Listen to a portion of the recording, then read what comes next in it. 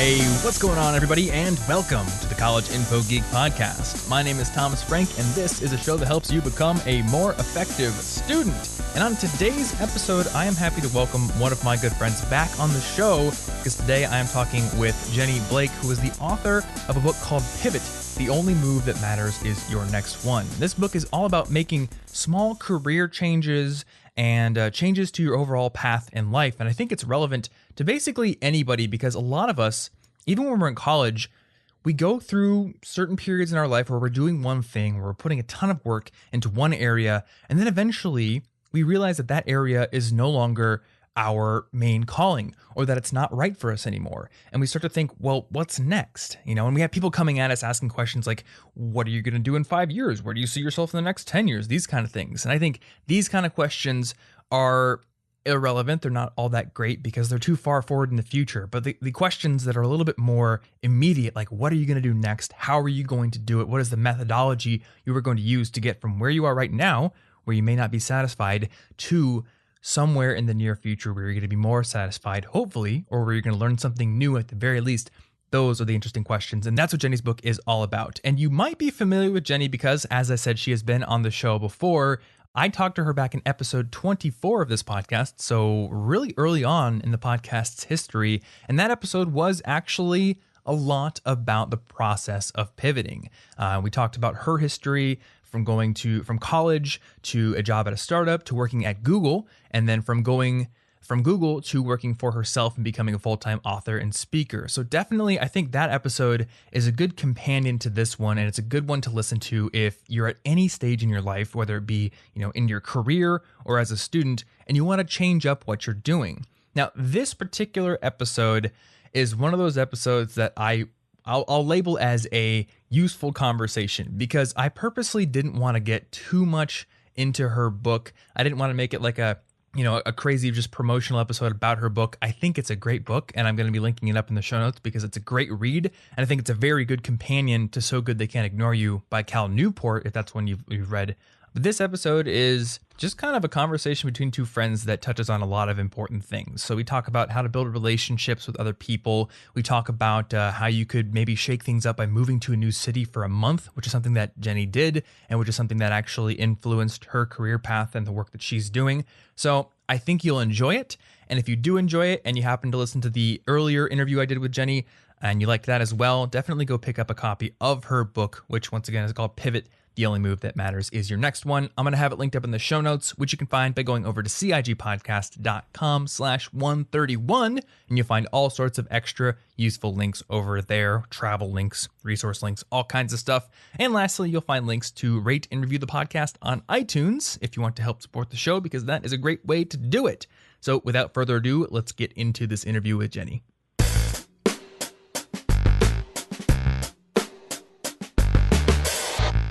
Jenny, welcome to the show. Thomas, thank you so much for having me. Yeah, once again, this is your second time on the show, and it's been a really long time. It's been like 2 years, hasn't it? Yes, and you've been so helpful to me with podcasting, so I have to thank you for being an inspiration and leading the way. Yeah, it was fun to feature you in Pivot. I know. Right? Okay, I got the book, and I'll admit it, I went to the index and I was like, where's my name? Of course. Isn't it kind of wild? I think, let's say if it's sold, who knows, 2,000 copies, we're about a month out, like maybe 2,000 people know about you now and all your pilots. I know, right? Kind of cool. Yeah. How many people do you think finished the book? I don't know. Because I'm like halfway through. Yeah, there's a lot of people. And then for some, they're like, I think books jump off the shelf at exactly the right time, whether that's right when you buy it or in 2 years or something. Mm-hmm. So I don't even know how many would have finished it by now. The fun thing is too, with my first book, there was no audiobook. Only I recorded the Life After College audiobook earlier this year. But with Pivot, people are coming up and they're saying, oh, you've been reading me to bed at night, or, oh, I listen to you on my commutes. So that's been really fun to just have people interact with the work in such a different way. Yeah. How much feedback have you been getting for the audiobook versus the print book? About equal. It's been Are you surprising. serious? Yeah, and one person read the paper book and is listening to the audio, and he said that it helps him reinforce the concepts, and I was adamant. What a lot of people don't know is that as an author, you have to audition to read your own book. It's not a guarantee. Really? And yeah, I was adamant that it be me. I could not imagine some random woman reading my book. That was just going to be unacceptable. But I did have to submit audio samples but it's been so rewarding on the other side to have people say, it's really cool to have your voice reading your words. And I love that too when I listen to other authors' audiobooks. Yeah. It's cool that you're recording yours coming up, which is awesome. It'd be funny if it was just some like British gentleman. Yeah, exactly. Maintaining a growth mindset is critical to navigating a pivot successfully.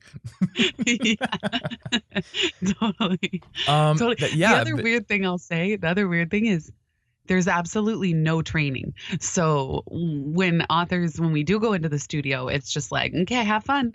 But I mean, really, I kept asking the audio engineers, like, do you have any feedback for me? What can I do better? How do I do this? How do I be really good at this? And they're just like, oh, you're doing fine.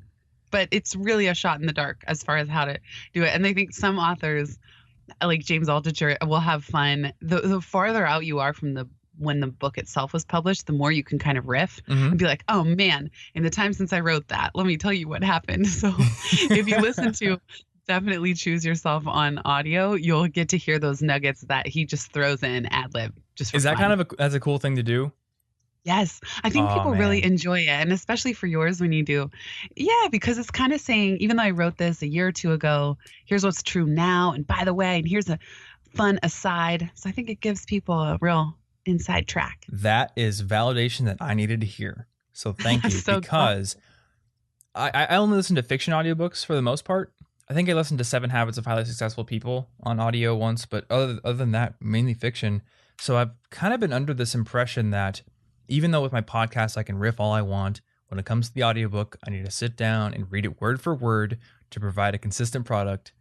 But I don't speak the way that I write, And when I narrate blog articles for the podcast, I'll like change sentences on the fly because I think, oh, this sounds more conversational. It sounds better spoken this way. So I'm glad that I can do that with the audiobook. Yeah, I'm excited to hear it. Oh, that's so cool. You know what? I want to ask you some questions about that before we talk about your book, because I'm really curious. Oh, please. So was there a specific time of the day that you found was best for you to record? We would start around 10 and go till 3. The max session is about 6 hours. Okay. And I am part of a private author group on Facebook.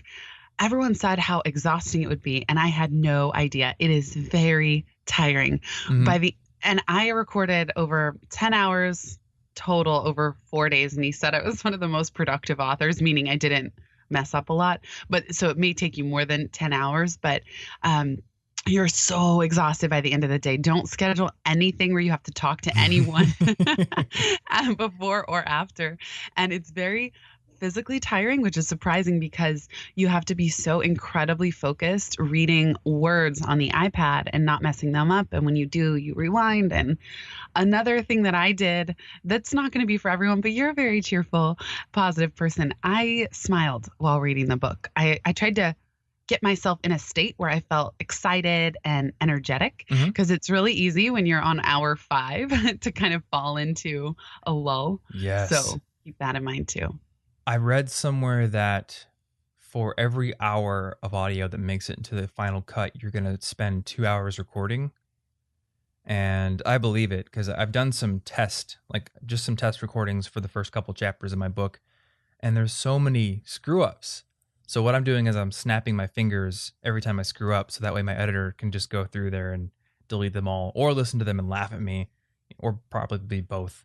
But yeah, it's just I've tried it, and one thing I noticed is doing it in the afternoon was a terrible idea, because I get the afternoon slump and then all my energy is gone, and it just makes me a complete mush mouth on the microphone.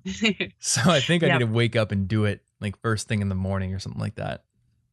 I'm the same way. When I've done podcast interviews for the Pivot podcast in the afternoon, I'll listen back and I'll have swapped words that make no sense. And in the moment, I didn't even realize it. And listening back, it's like, oh, it's that afternoon brain or if I'm sick, if I'm getting over a cold and I record anyway, I'll listen back and be like, Kevin Kelly, I got the great privilege of interviewing him, and I completely made this weird a word change, and when I introduced him, and there was no way to edit it really or fix it, so I just rolled with it. But I think most people are pretty awkward. forgiving with those kind of things. Yeah, and I think, what makes audiobooks a little weird is they sound a little stilted because just reading words, it is so different than podcasting. But I agree. I mean, I feel awkward. I've been doing my podcast informally and then took it pro for 2 years now. I still feel awkward on just about every interview, but I let myself do it anyway. And I just trust that, all right, that's fine. Like no interview is going to be perfect, but it's to get the connection and the gist of a great conversation. Yeah, I think everyone feels awkward in the interviews. I mean, I've been podcasting. How many podcast episodes have I done? I think I've done over 300 podcast episodes now, because Wow. Listen Money Matters is like an extra 150 or something like that. And then all the guest ones I've been on. So it still is awkward. But I think once you kind of establish a connection with the person, you kind of know what they're about, it gets so much easier. What's the biggest lesson you've learned in doing 300 podcasts? 100% definitely that it just takes a ton of work to get good. I mean, I could probably come up with a bunch of technical lessons, like, yeah, get a mixer and mic presence and all that kind of stuff. But I think this comes out, there are two instances I can remember that have just drilled into my mind the value of practice. Number one is I started narrating the blog posts that go up on the site. Because I work on video now so much, I actually hire writers to just write the standalone blog posts. And then one day I noticed, hey, these blog posts get like, 1,000, 2,000 visits, and the videos are getting so much more hits, and the podcast episodes are getting so many more downloads. Why don't I just narrate these and put them up on the podcast feed? And I started doing that. My first few were pretty decent, but I'm realizing now that I can actually narrate a blog post fairly well, which is helping for the audiobook. And I think the other thing, and you probably get this as well, podcasting is just a great way to meet lots of really cool people. I agree. I always say, even if I had 0 listeners, it would be one of the most enriching professional activities I've ever done. Mm-hmm. It's so worthwhile, and it's so much easier to connect with people you admire when you're adding value for them as well and saying, I'm going to help spread your ideas. And I love it so much. I agree. Which that brings up a good question for me. How do you personally connect with people who you really admire when you don't see a immediate way to work with them? I love following people from afar, so I don't put pressure on myself to build relationships until it makes sense. Okay. For example, I loved James Altucher's work, and I met him at a party, and then I ran into him somewhere, and I didn't know if he remembered me, but it's not like I read Choose Yourself and wrote to him and said, can we get coffee? But then we started running into each other in New York multiple times. And finally, we ran into each other like a 4th time in a few weeks and talked for an hour at a party. And then that developed an organic friendship. Mm-hmm. And so, yeah, one thing I just take the pressure off of connecting live. I also strive to be an interesting person myself. I know that's a weird thing to say, but I'm not the one that's constantly trying to like reach upward and connect with people 10 levels above. I strive to like continue doing cool work, connect with peers, and I call them friend tours, and then let it grow organically from there. And so that when I do reach out to a James, I'm doing interesting things, and I feel like if we have a conversation, it can be mutual and beneficial. And I love helping people brainstorm, and he always talks about giving ideas. One thing James talks about is asking someone, how can I help you, is just giving them more work. Yes. So send them ideas instead. And people have even reached out to me, sending me typos on my website. And I'm so grateful.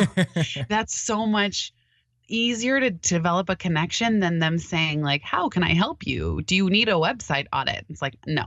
But if they just say, you have these typos that maybe I haven't noticed for years, I'm so grateful. Oh, I love that. Yeah, there's actually a page in my book where it lists a bunch of students who sent me typos, because the first edition of my book was littered with them. That's and awesome. Even I think they're all gone now, because literally last week I went through and republished the book on Amazon with an updated file. But before that, there was even a few typos left over, even after all the students helped me. And there was this dad on Twitter who tweeted me and he's like, I can't believe this. I just bought this book for my daughter and there's typos in it. And he was like, I guess he was offended or something or flabbergasted about it. And I just said, yeah, it was a free book on my website and then people wanted it in print. So I did it myself. But hey, if she sends me typos, she'll be in the book in the credits. That's so great. I know when we sent out the advanced copies of Pivot, so when a book is getting published, there's galleys that go out 6 or 7 months prior, and they're off of a draft of the book. So the galleys went to press, or they're called uncorrected proofs. And my dad and I did another major edit. So we caught something like 400 typos and fixes and after the galleys were printed. So then the galleys got sent out to 400 people and they were all writing like, heads up, there's a typo on this page. Just want to be sure you caught it. And I had to keep saying like, yeah, we got it. We got it. We changed like 400 of them, after that edition. But that's kind of now people, I have a good friend, Ryan Stevens. They love the galleys because it's like a collector's edition with all the typos and everything. Mm-hmm. Yeah. It's the first printing, hot off the press kind of thing. Yes. Do you just have a giant spreadsheet full of all those typos then? No, because there's the spread. Making a spreadsheet would be inefficient, but they just get hand corrected and then input into the Word doc. You just cross off in the print actually. When it gets to that stage of it, yes. So, but there's also track changes. When the editors at Portfolio were looking at the book, they would track changes in Word. That's right. I forgot you could do that. I'm such a not Word expert. I pay for Word on a monthly basis when I need it, and then I cancel because I just use Google Docs for everything else. I do too. I did most of the drafting in Google Docs, but once you really have to assemble the full book, and then they wanted to do track changes, so we moved it to Word. But I'm a big Google Docs fan too. And in fact, a lot of people are intimidated to write a book, but if you just think of it like 100 blog posts, it's still a lot, but you don't have to. I wouldn't be good at writing some long 30-page narrative that had no breaks. I do tend to think in chunks that are about blog post size. So in Google Docs, I just had folders for every chapter and then individual Google Docs for every essay that went into that chapter. And then that was really easy to go in and edit and rearrange stuff. That's kind of like how I wrote my book. Mine was it was a bullet list in Evernote and then sub bullet lists for every chapter. Basically, there's like blog posts essentially, and then those became Scrivener chapters and subheadings. And then every day I just say, okay, I have to write 500 words. I will write it on this subheading, and it was like a blog post. That's awesome. I love it. Yeah, Evernote's a killer app too for this stuff. Yeah, so helpful for writing a book. I'm surprised that you use Google Docs to write the book, though. I don't think I've heard anybody else who's used that particular app. Shane Snow is who I heard it from. He wrote Smart Cuts by creating folders in Google Docs and individual files. So I have to give him full credit for that idea. Cool. So going back to the email thing, I love how you said send people ideas. I think that's a really good takeaway that I'm going to probably put into action because I always wrestle with this question. And I think I'm a lot like you where I try to prioritize meeting people in person at events and stuff like that, and then maybe just waiting until there's a reason to reach out. But I still have this, I don't know, just this thing where I'll come across someone's YouTube channel and I'll be like, I need to be friends with that person. They're doing super cool stuff. I still get that feeling, and I'm never quite sure how to move forward with that. I only have one good example. My friend Travis Sherry, who runs a travel blog, he's the only person I can remember who literally emailed me in a very effective way to become friends, but not necessarily like work together or want something from me or anything of that sort. And it was just like, hey, you're awesome. We're doing not similar work, but a similar scale. And I'm going to keep reading. And I don't know, that just really impressed me. That's awesome. Yeah. And on the idea thing, I think also small ideas are better than big ideas. When I get a proposal that's like, I'll work with you for 6 months and create X, Y, and Z. There's no trust yet with this person. And as James has said too, it takes more work to vet someone than it does to say yes. So it's better if the idea is actually quite small and specific. Or just even giving a business model idea like, oh, I see that you have this content. I'm part of this community. She charges X. You could you could do the same thing, Mm-hmm. something like that. Yeah, I think that's really And then smart. And then I think too, just right, like getting into the fold of what someone's offerings are. Like I have my private momentum community and it's $97 a quarter, which is not that much for how much like focus I would put on the group and Q&A calls and everything.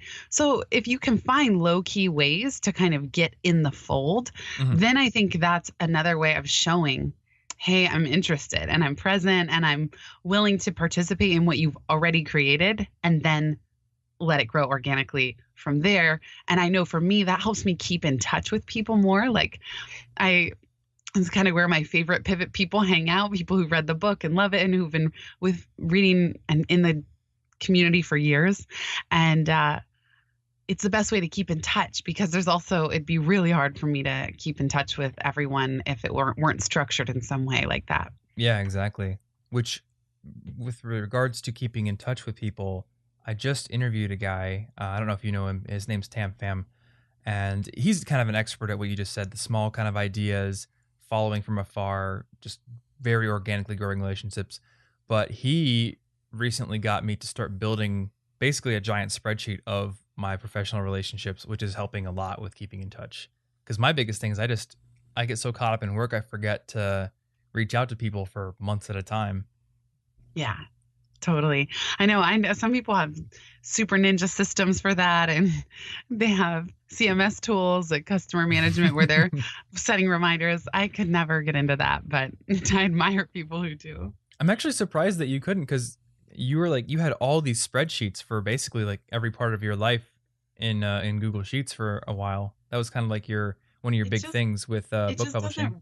It just doesn't resonate to me to like systematize the hell out of friendship stuff. Mhm. Like I don't want to do it, and then it feels like a burden. I already feel overwhelmed by social media, so I just feel it just takes, I'm just not interested in like systematizing that part of my life. So even if I could, yeah, you're right, I have tons of templates. I even used to have a networking template, but it just doesn't, it's not my thing. But for some people, like John Corcoran is amazing at it. Oh yes. I just met him a couple weeks ago, actually. That's awesome. Yeah, he's so cool, and he has some great content in this area. And I really admire people who do it because they're so good at following up with me. But yeah, I think, part of my message too and pivot is you got to just go with your strengths. And especially with social media, we could all become so inundated just by trying to keep up in a reactive sense. And I'm really big on truly carving time and space out for my biggest, most strategic things. And of course, building relationships would be part of that. But I tend to have a smaller circle and deeper relationships. Yeah.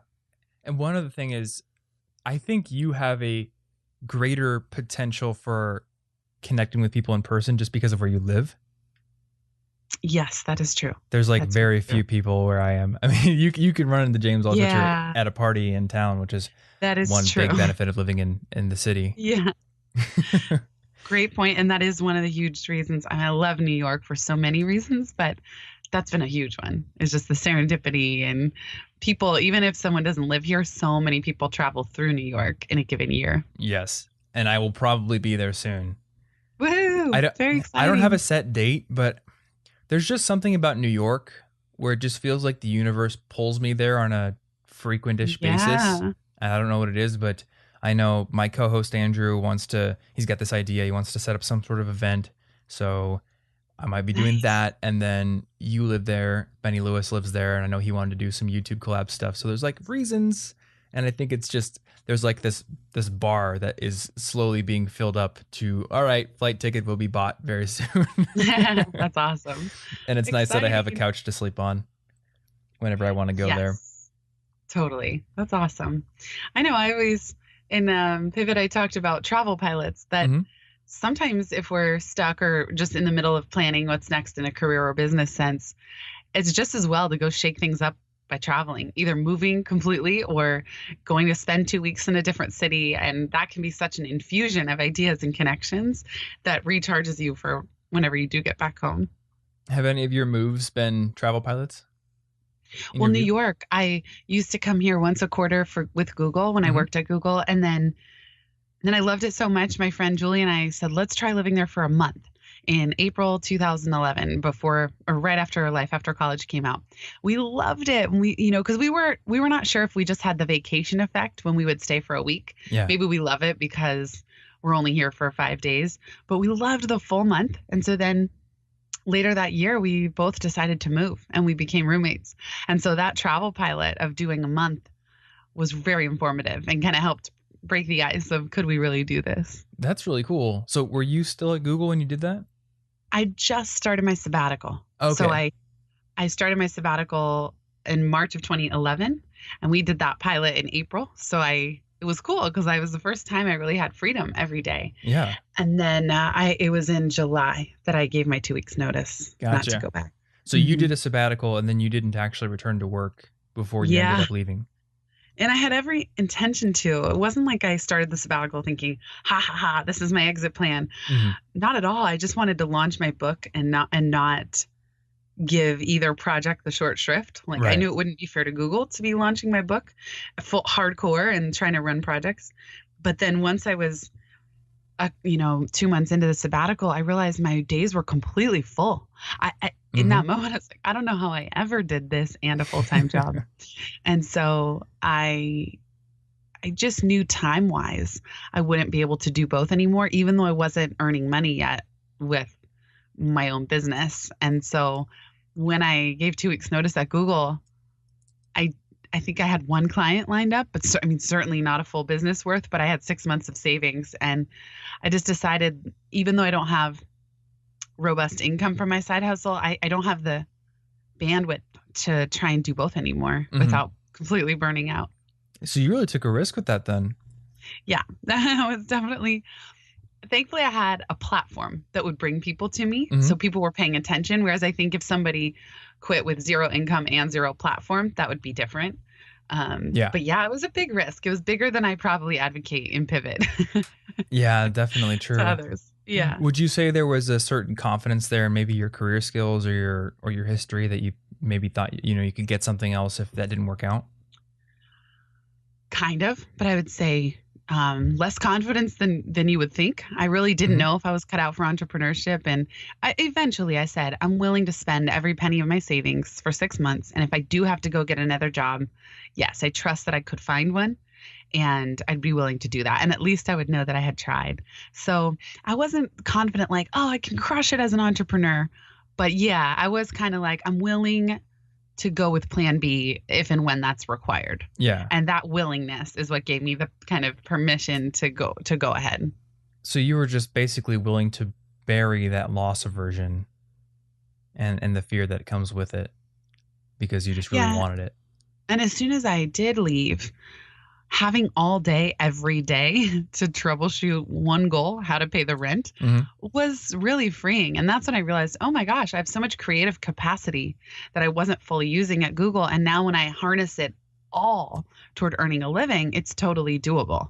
Now I've gone through ups and downs since then. So it's not like, as for me, as I shifted creative direction or creative projects, pivoted the content of what I wanted to talk about, my income did often lag behind. Right. But I did grow. My confidence really grew in my resourcefulness to be able to figure things out no matter what. Yeah. So I think people are going to be really interested in how you made the 1 month experimental move to New York. Because I think that's something that maybe a student at a college may not see as possible right now. But I can tell you that I've had that thought every once in a while, like, what if I just went and lived in Sweden for a month or something? So how did you make it happen, actually? Totally. And I've done this. I lived in Bali and Thailand for a month, and then I went back to Bali for a month. The scariest thing is buying the plane ticket.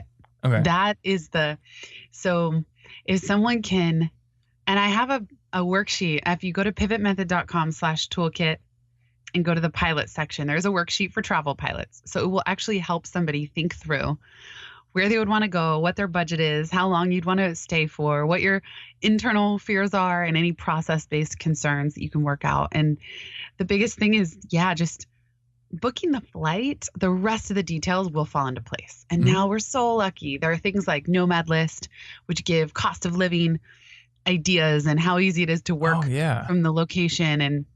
And then we have So many places now are opening up co-working spots, and there's just so much technology that makes it really Airbnb. I mean, oh my goodness, that was not even as big of a thing when I did my first travel pilot to Bali and Thailand in 2012. Yeah. And now I want to go to Argentina perhaps this January. We'll see. But it's just going to check Airbnb, like see what's available. And it's just so much more doable than people think. And of course, if you have a full-time job, it's a little different. In some cases, you could ask to work from a remote office for a period of time. And then I encourage you to just do something that's in your stretch zone. But it may not be a month right away. Maybe your travel pilot or someone else's would be a week or 2 weeks, but stretch outside of what feels comfortable. And that's what makes it a pilot and not just a vacation. I found that even a week for me can be enough to really get me rejuvenated and excited about my work. Yeah.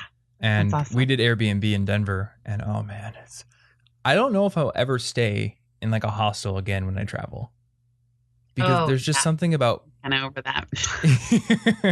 Did you do it when you were younger? I'm in college, but my sleep is so of paramount importance to me now more than ever.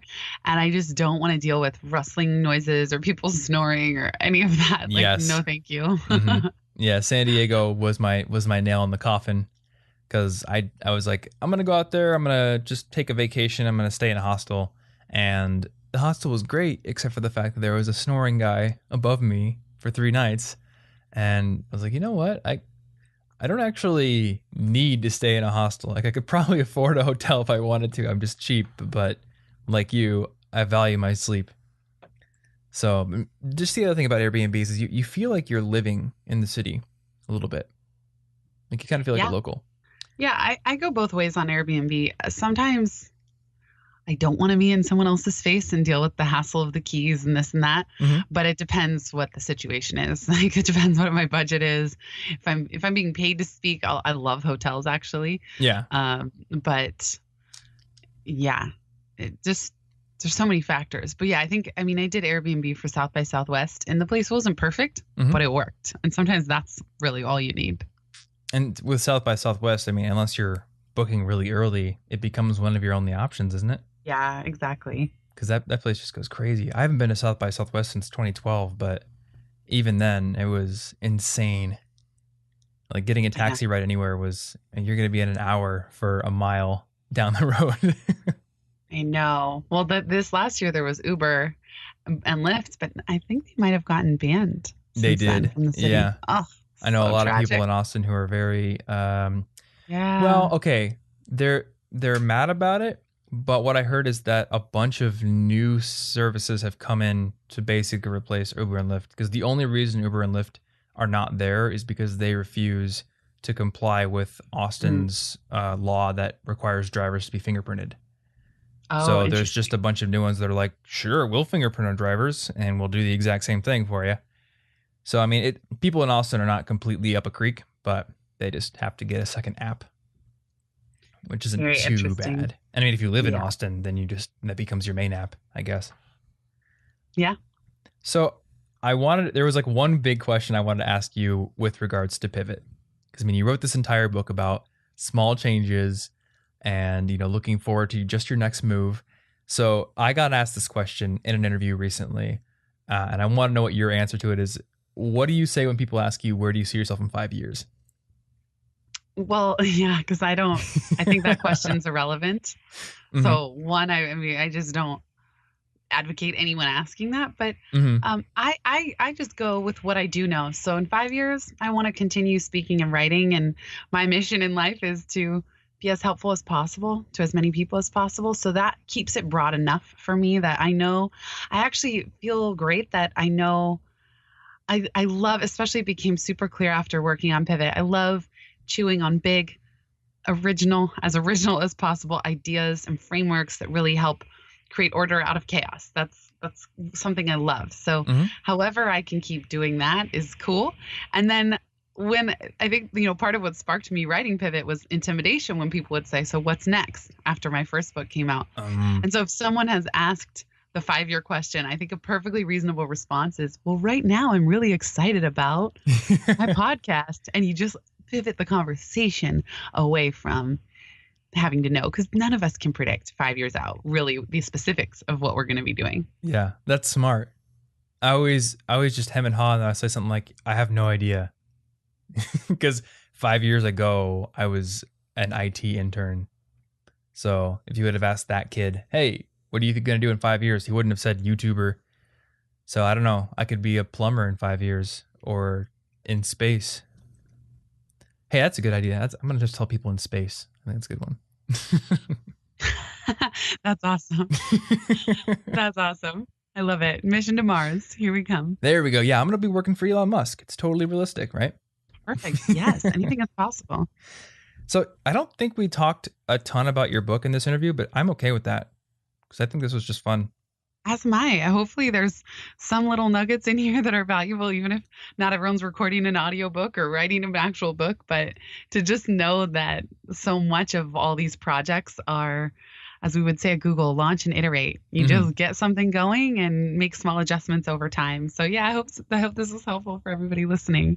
Yeah, and I definitely think that people should go listen to our first conversation, because even though that was 2 years ago, I think a lot of the seeds that ended up becoming your book were in that conversation, or at least you were thinking about similar things at the time. That's cool. I'll have to go back and listen. A nice time capsule. I know a lot of it was about pivoting.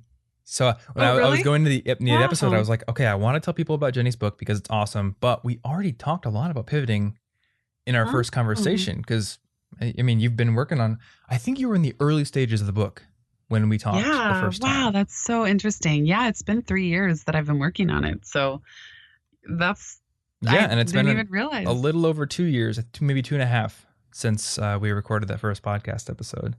So that was really cool. And I'll definitely be linking your book up in the show notes as well, so people can check it out.